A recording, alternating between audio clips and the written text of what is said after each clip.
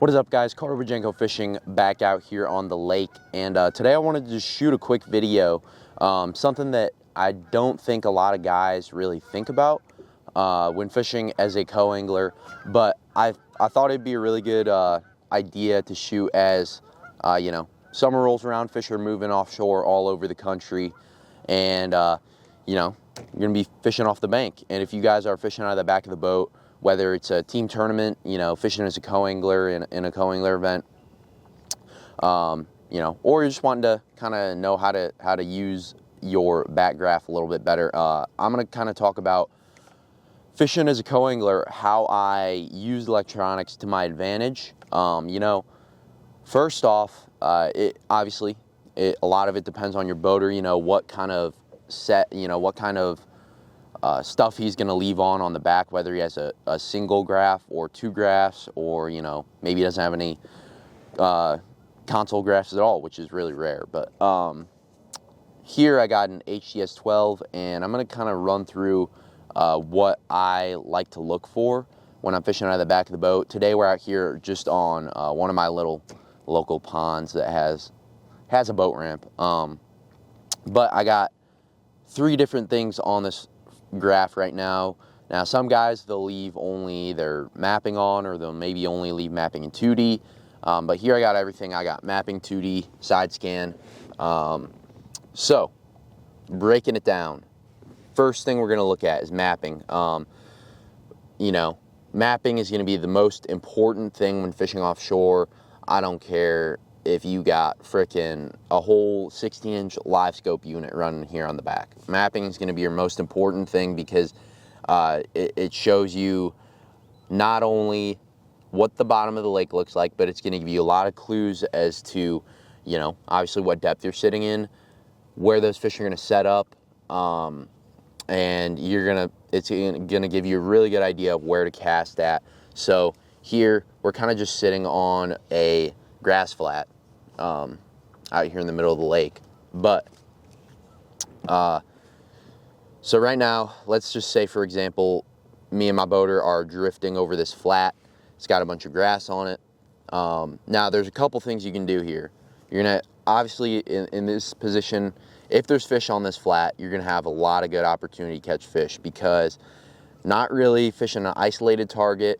We're kind of just roaming around here. So first obvious thing is this big drop right here, where it drops into deep water.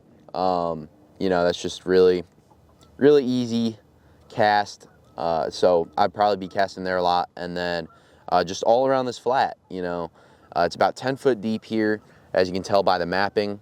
So not really going to be able to throw a whole lot of moving baits unless your grass comes up a lot. But you're going to have a cast right behind you towards this point. You're going to have a cast here where it kind of tapers off. It's not as steep of a drop, but it still could hold fish. And then obviously you just have this whole flat that you can cast on. So maybe you can take a Carolina rig and fish this back flat area here that he's already gone over. But your main cast is going to be this deep drop right here. Now moving to the 2 other things that we got. So 2D and side scan, both are going to be really important as well. Another couple things I like to pay attention to are these little sidebars here. So you're going to have a couple different things usually when you're fishing with your boater. Obviously water temp, so I like to pay attention to that in the morning, and then kind of how it adjusts depending on what area we're in, or how the water temperature is compared to your outside air temperature. If we have a really cold night and you notice the water temperature has dropped, it could definitely change what I'm going to throw. I might fish a little bit slower if we've had an obvious drop in temperature overnight, or maybe it's kind of maintained, then maybe we can give away throwing a moving bait or something like that. Depth is going to be key. Obviously mapping's not always going to be correct. Like here it says it's supposed to be 12 feet deep and it's 9.5, so pay attention to that as well. And then miles per hour, not really going to use that unless you're drifting current. Kind of give you an idea. Like when I fish up in the St. Lawrence, kind of gives me an idea of how heavy of weight I need to be using. 2D, right now, not much going on, but that's going to give you a really clear image of how deep you are. And the biggest thing I use 2D for, so when I'm fishing for smallmouth, generally, you know, this can be used on largemouth fisheries as well, but you're going to get marks. Like here, that's not a very good mark, you know, that'd be fish. But obviously, you'll have fish that go under the boat, or fish that the boater will go over, you know, especially when you're fishing with guys who live scope. You know, they'll pitch at a fish, not catch it, and then it'll come right under that 2D when the boat goes over it. And that's your chance, you know, you can drop. Generally, I'm going to do a drop shot, maybe a Ned rig or something like that, but drop shot's going to be your main deal. You can drop it right on those fish, and I've caught so many key fish just dropping straight down on them, seeing them on 2D, and then dropping down there. The other thing you're going to be able to use this for is to be able to tell if you're around a clean bottom or not. So here we kind of got a little bit of grass, it looks like. Not too much though. So that's going to kind of give me an idea of what to throw. You know, maybe a drop shot to keep that bait above the grass a little bit, or a Carolina rig or something like that. But that's really all I use that 2D for mainly. And then going over to the side scan. So side scan is going to be a big deal when you're fishing a little bit faster. You know, a lot of boaters, when they're covering water, this side scan is not really going to be clear when you're like here, the trolling motor's not moving. Side scan's not really giving me a good image of what we're around. But I've had a lot of instances where we're smallmouth fishing, you know, kind of hunting fish with live scope or going down a grass flat. This allows me to see, obviously, what's on the side of the boat. So it's going to give you an image.